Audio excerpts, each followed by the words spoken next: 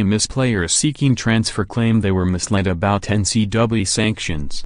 6 former Mississippi football players who transferred to other teams claim they were misled by the program about the severity of an NCAA investigation that ultimately led to 2 postseason bans and 3 years of probation, according to a CBS Sports report.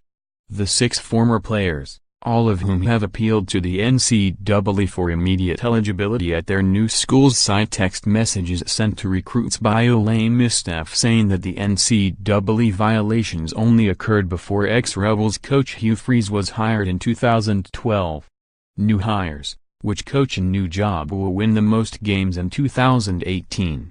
Next season, projecting the top 25 college football teams for 2018: Michigan quarterback Shea Patterson, Houston safety Deontay Anderson, Alabama Birmingham linebacker Jorian Street, Georgia Tech offensive tackle Jack DeFore, Central Florida wide receiver Trey Nixon and Florida wide receiver Van Jefferson will all be forced to sit out the 2018 season without an NCAA waiver.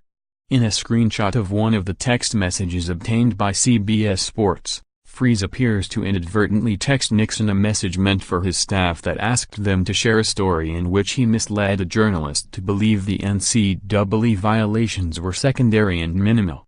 Freeze, who resigned in July for off-the-field issues, texted, "Good PR response.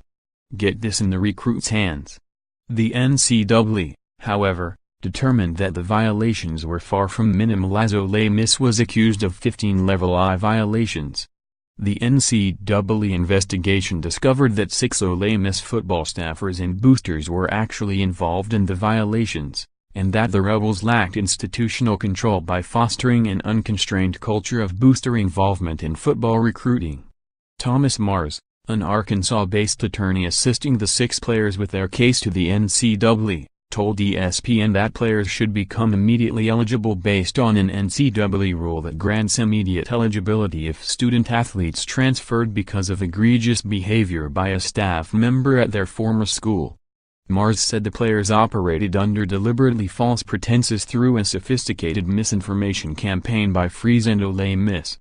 He argued that the coaches had an organized effort to mislead the 2016 recruits and their parents about the official allegations the NCAA had made just 10 days before National Signing Day. Photos, early preseason top 25 for 2018 season.